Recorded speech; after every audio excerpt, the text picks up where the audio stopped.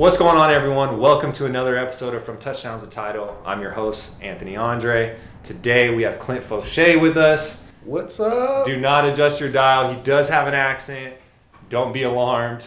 Clint, welcome. Thank you. Sweet home Alabama. So tell us a little bit about your start. How did you get to this point? How did you get to Southern California? Obviously, you're not from here. Okay, yes, definitely. So I originally grew up in a construction household, so I always have been around that side of it. I did real estate back in the South right around the market when the market tanked years ago. And so I got out of the industry because I had just started. And so fast forward, my brother called me.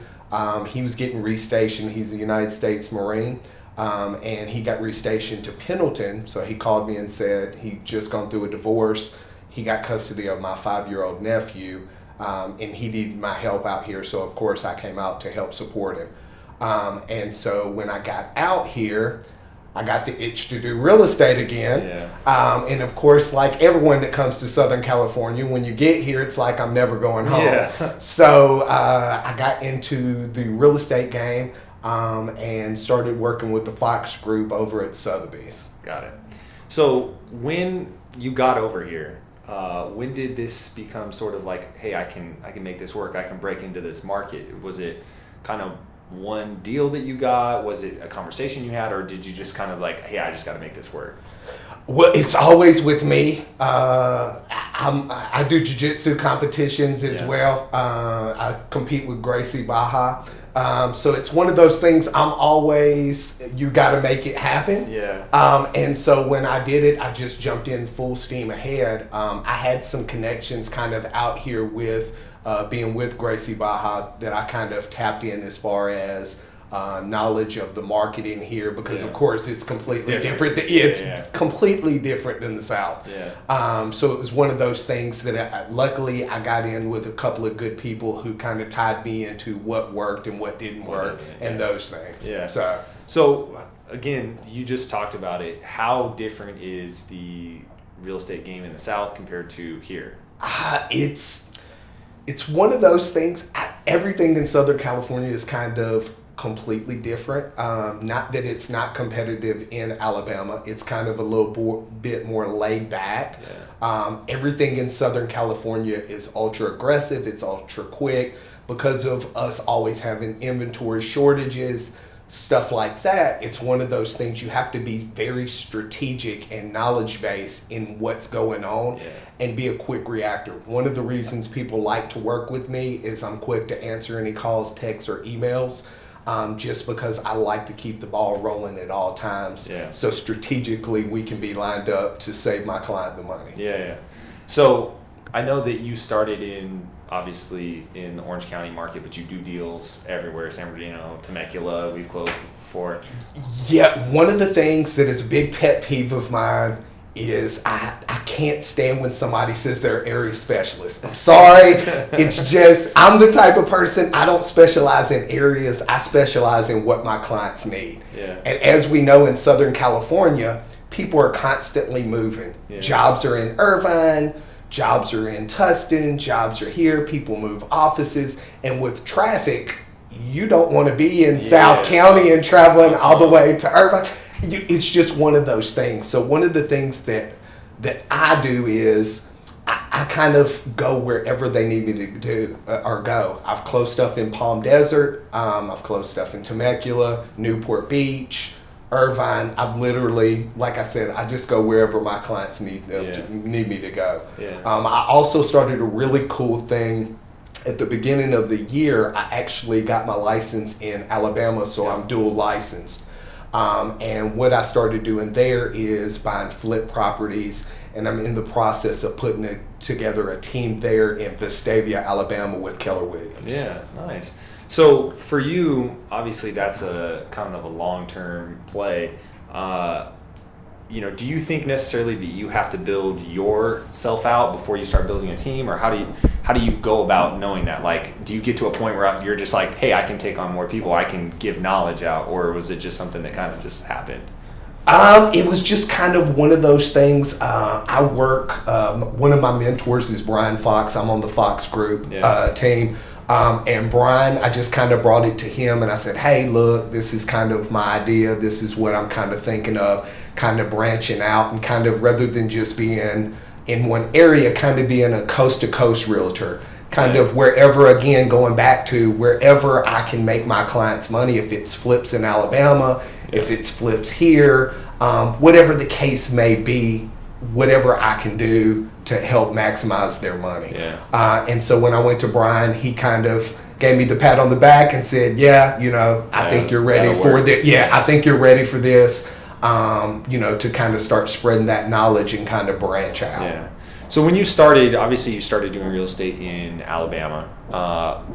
What did you start out doing? Were you just cold calling? Were you door knocking? What was kind of that process for you? Or just trying to figure out something that worked? Like, hey, I want one deal. Well, as all realtors, I'll be brutally honest. I would love to give you this great story. But again, going back to my brutal honesty, it's my Southern roots. Yeah. At first, all realtors are just trying to figure out, A, what is going on. Yeah. And then B, are the people that want to be successful at it. There's a lot of people that get their license, honestly, just to say they have their license. Yeah, I'm a realtor. Yeah, exactly. Not me. But it was just one of those things. I looked for every kind of angle. Again, going back to me being strategic, I tried to look for every different angle that I could to reach out. I closed 3 transactions before the market, and it was literally right when the market tanked. And it was kind of one of those things that... when it tanked, I was right starting, and I knew that longevity-wise, I didn't have enough clientele built up at that time to be able to sustain what was going on, kind of seeing the writing on the wall. So it was kind of one of those things that I got into the medical equipment industry and kind of branched off and started doing that. But, as they say, God always has a plan. And it was one of those things when I got out to Southern California, I got that itch again and wanted to get back into the industry. So obviously, you got out right before it went crazy kaboom. Bad. So when you got back in, were you doing some of the same things as you were doing before, or was it kind of starting from scratch, or did you just like kind of revamp what you were previously doing? Well, when I started here, again, I started here in Restart was in Southern California. So again, it was one of those things that... You're getting dropped into a completely different market. It was completely different market. It was a completely different demographic. Everything about it was completely different. So when I first got in, I did cold calling. I did door knocking.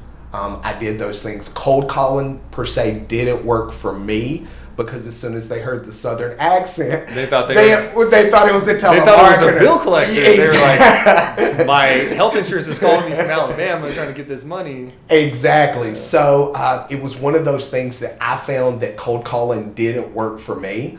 Door knocking did, of course, because once people meet me, they kind of see my work ethic and what I'm about, and that I'm a people person. Because ultimately, as cheesy as it sounds, this job isn't about me, showing off how great of a person that I am, because the experience really isn't about me.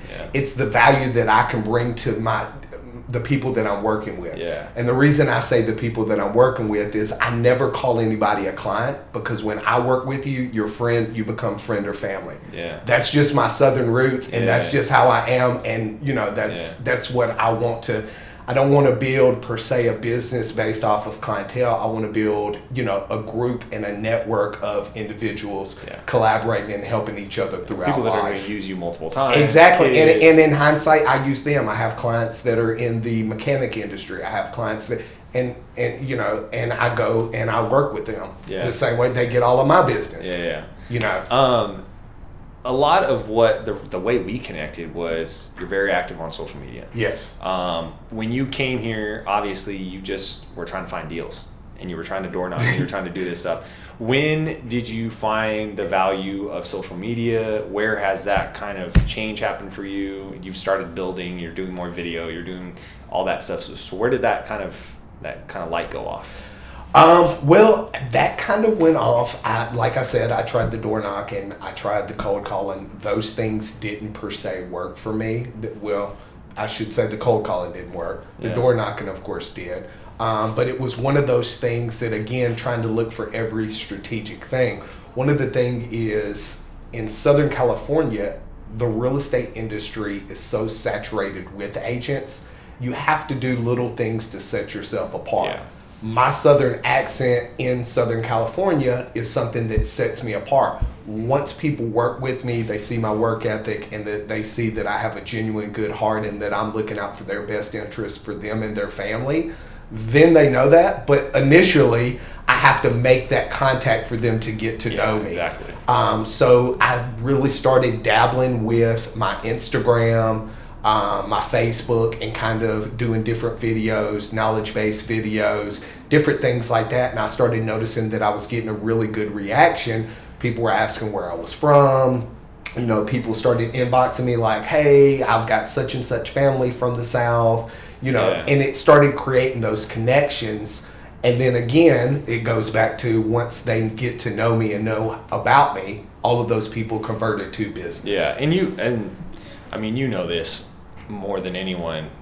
Being in sales, being in what we're in, conversations equal contacts, you know, and the more conversations you're creating via social media, via whatever, the more contacts you're going to have, the more you're going to close. So conversation, contact, close. Like, exactly. That's really where that comes into play. And I think we're even very early in the stages of Orange County and the realtor social media connection. Like, you know, I did a study a couple of months ago where I took the top 400 realtors in Orange County, and I literally just searched their name on Instagram, and I think it was 9% or 10% even had an account. And that to me is crazy, because for me, I mean, I sourced $80,000 in business last year from Instagram. Like, every single one of my clients, like every client that I have, I source from social media, because of the fact that I want to go where my potential clients are, you know. And real estate agents, I don't understand the apprehension to not go where people are at. People are more active on social media than they are on any other platform by far. It's not even close. Now you're seeing Instagram having shopping, you know, the ability to just go through a click and go through that's going to increase their reach even more. People don't even get that Instagram literally crashed Snapchat. Like, by Instagram stories coming, Snapchat became irrelevant, sort of. Yeah. So I just see that, you know, obviously for me, I strategically find partners that are active on social media because I know I can bring them value. So it was just interesting to me to see, you know, your video content has went up because, you know, I think you're getting good responses off that. So it's just, you know, for you, where do you see that going in the future? Do you see, you know, that being a huge part of your business, or? Quite honestly, yeah. I mean, it's one of those things. Even when I go, people can get to know you too. Yeah, and ultimately, that's where you want the connection. Again, going back to, you just don't want the connection for business. You know, you want that connection, you know, longevity wise. You want to know, you know, them to know your kids. So one of the things that I do with my social media is I don't make it just about me. Nothing I do really is about me. Yeah. You know what I mean? It's one of those things that I incorporate my children. I want people to be invited into my life to see that I'm just your regular average Southern guy living in Southern California. Yeah. And so I think it's one of those things that it's going to continue. I know for me, my content is going to continue because, you know, it is my bread and butter for my business. Yeah. I don't do mailers. I don't, you know, I don't do, I don't do all of those things. And quite honestly, the reason I don't do those things is I know that when I check my mail, to me, it's such a headache because I have to look for the trash can to throw it in. And quite honestly, beyond not wanting to waste the money on it, secondly, I don't want to have to make anybody take that trip, because I know I dread having to go look for the trash can to throw it in the trash can. I tell everyone that when I teach classes, I tell them, look at your content through the eyes of the consumer. So when I teach a class and I say, hey guys, when you go to your mail every day, what do you start doing? And everyone says, I start throwing stuff away.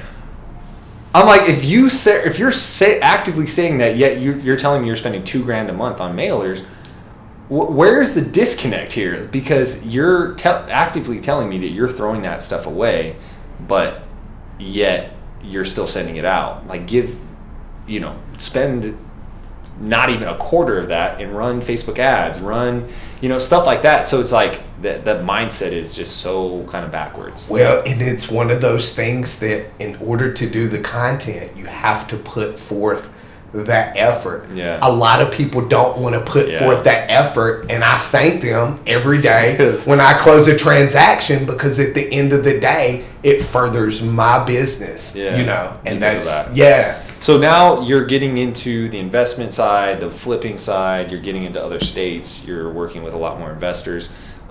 Is that going to be a huge part going forward? Is it going to be more residential? Are you going to mix the two? It's going to be a mixture of the two. Residential wise, I've got 5 listings that'll be coming to the market. I just put one on this last week. I've got another one in Lake Forest that'll be on the market in a week. I've got one in Alabama, flip property, that'll be on in 2 weeks. And then I've got 3 others, one in Corona Del Mar, one in Newport Beach, one in Temecula, kind of all over the place. Yeah. The residential side of it will never go anywhere. That, of course, is going to be my main focus. Yeah. But I do want to maximize my clients' money with the flip side of it and the investment side of it. Yeah. So we'll definitely be putting together a team that'll, I'll be overseeing with that as well. Yeah. So we'll of course be doing both of those. Yeah. So are you, because obviously you have been doing residential for a long time, was buying and flipping, was that something that you educated yourself on? Did you have, Brian, did he help you? Like, where did that kind of come from? Well, it was really cool because we collaborate on it. He thinks about it one way, and him being a Southern California and me being an Alabamian, I grew up in the construction side of it. I was literally on job sites at 5 years old. Yeah. I was spotting nails by the time I was 7. I was hanging sheetrock by the time I was 10. So I know when it comes to the construction, the construction side of it, I know what adds value, what doesn't, all of those things. Yeah, all of those things. You pitch in with Brian, he's like Rain Man with the numbers and everything like that. You put us together and we're like Voltron. Yeah. It's like literally. People are not going to get that reference. I like it. Transformers, Voltron, potato. But it's a monster. And it's one of those things that ultimately, again, going back to giving back, we're adding value for our clients because, we're making the money. Yeah. And that's what it's about. A lot of, that value add that you're talking about is, I think, lost on a lot of people. People are very transactional out here. Yes. So they don't think, very, very long term and stuff like that. So I think that's huge. A lot that's come out in these interviews that I've been doing is people talking about mentorship. For you, has that been really big? I know you spoke a little bit about Brian. Has mentorship been a big deal to you? Has it helped? It definitely helped. It has helped me. Brian Fox has been my mentor, through the process with, him being from here. He kind of helped guide me with everything on this side of it of being in Southern California, how everything operates. And he kind of took me under his wing. And it's kind of one of those things that, I learn from him daily. His work ethic is impeccable. His business mind is colossal, and it's just one of those things that every day seeing him, it's kind of like one of those things that, they say that when you get in the water with somebody and actually go through it, he's gotten in the water with me and been there, and he daily puts forth the same maximum work ethic that he asks from me. Yeah. So it's one of those things. Yeah, it's huge, man, because it pushes and drives me every day.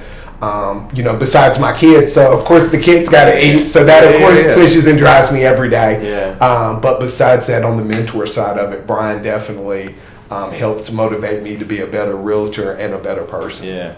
I know we both have a sports background, football being one of them. How has the jiu-jitsu side for you been a driving force in this whole process?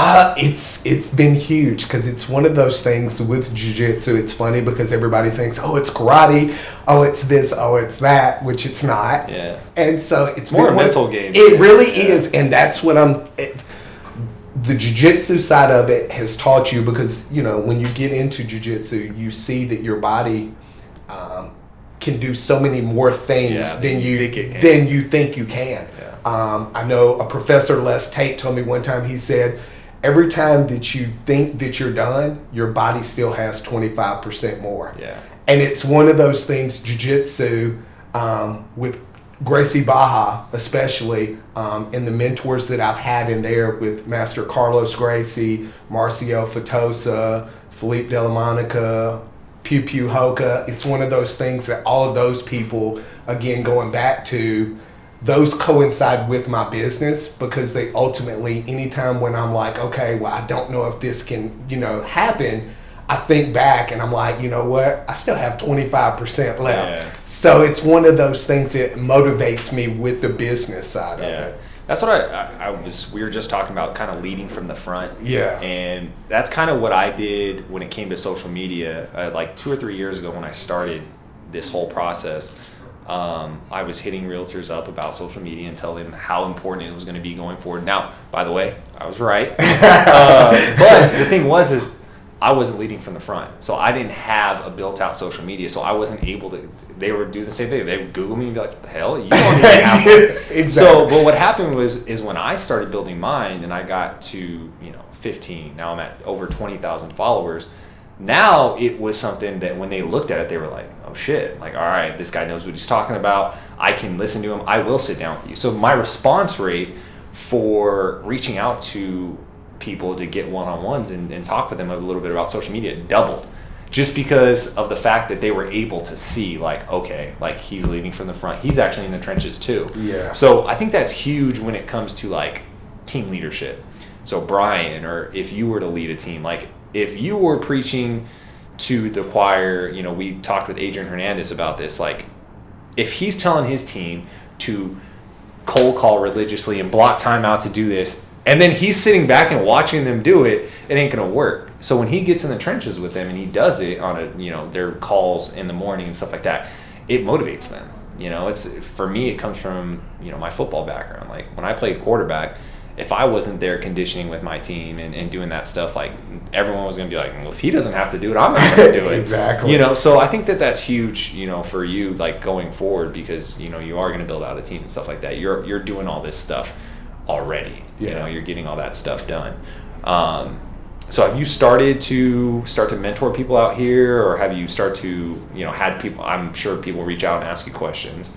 People reach out and ask me questions on the social media side. Like, how do I get started? Yeah. People ask me, well, as far as being a realtor, the social media side of it, all of those things. And it's kind of one of those things, again, going back to my Southern roots, I always like to lend a helping hand. Yeah. Even when I don't have the time sometimes, yeah. It's one of those things that I make the time because, I'm a very humble person. Yeah. And with that being said, I want to help everybody the same way that I got helped. Yeah, exactly. So on social media, what are let's say the top 2 questions you get from people about real estate? Well, besides anything about your accent, the southern accent is the number one by far. Well, it's like me when people are like, "Hey, what's your number one direct message?" I'm like, "It's always about my dog." 24 out of 25 messages are something about Griffin. Yeah. But then the 25th is about real estate. So obviously yours is the southern accent. Yeah. Question wise about realtor, is it how to get started? Is it how do you do what you do? What is that? With realtors, it's usually asking, how do I get started with becoming a real estate agent? Or it's like, of course, how much money is involved? Honestly, whenever people ask how much money is involved, I just tell them right away, you really don't want to do real estate. Yeah. It's one of those things, if you're getting into it for the money side of it, quite honestly, you might appeal to some demographic, but for the whole part, you're not going to make it. I don't do this job for the money. I quite honestly do it to help people maximize their money. Yeah. and be better and successful in life. Yeah. That quite honestly is why I do it. Yeah. And that's why it's so good for our industry that we've started in the past 5 years, gotten notoriety from HGTV and flipping shows and $1 million listing and stuff like that. But it's also given us a very bad demographic of people that are like, oh yeah, like if he can do that, like also $20 million homes. Yeah. Like, we just got done sitting down with Garrett Weston and just hearing him talk about like, no, I started at the bottom too. Like, so that to me is difficult because it's like, you'll get those fly by night. Like, hey, I'm just, you guys make how much on a commission? It's funny because I tell people all the time, I'm like, who the Southern guy is at our office. And it's funny because a lot of people, my office is in Newport Beach. People drive Maseratis, Lamborghinis, they drive all these cars. And I'm like, still drive my Chevy Cruze. Yeah. And I'm like, it's about the miles per gallon to me. Yeah. And that's just how I operate. You're like, that's just like my mind. Shut up, I got kids. Like, yeah. Well, and at the end of the day, going back to, it's one of those things like, I'm not there to impress. It's not about me. A lot of people get caught up in this. I'm a luxury real estate agent. I drive a Maserati. I drive a Lamborghini. I'm so cool. That's not really what I'm about.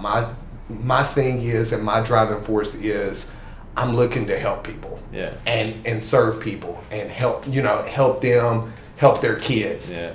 Like somebody helped me take care of my, know what I mean? So talk a little bit about, obviously your wives, your kids. Talk a little bit about that, how that's kind of changed over time, and you guys obviously had to move here and that whole thing. Yeah. It's been, we got everybody moved here. We are actually fixing to, in the next 4 weeks, add a new. Fixing to is about to, for those who don't know. Fixing to, roundabout, y'all. Yeah. Those are all common things in text messages with me. I got the translation for you. Google Translate right here. So everything's going good. My daughter is going to school at Los Alisos Intermediate. She's my oldest. She just turned 14 a few days ago. She'll be at Mission Viejo. She's going to be a Diablo. Yes, she will be a Diablo. She is going to be running track next year. And so everything's going good, man. I've been really blessed. That's good, man. I can't complain. So every time we have someone on, towards the end, we ask about the 10,000-foot view of your business 5 years from now. What does it look like? Or do you have a team? Obviously, you talked about a team in Alabama. Do you have a team here? Are you overseeing an operation? Are you doing flips? Have you switched? What is that? What are you looking for? It's funny that you say that because I always go into a master plan, I call it, the Dr. Evil laugh. And so my plan and projection is to double my business every year from now until eternity. With that being said, business is still going to be the same here as far as the residential side of it. Flips here, I do flips here. The margins are slightly thinner than they are in Alabama, but I still do those here. I am putting together a team in Alabama. I'm looking at building a team in either Georgia or South Carolina within the next 2 to 3 years. Nice. And then after that, another 2 to 3 years, we're going to look to add that other state.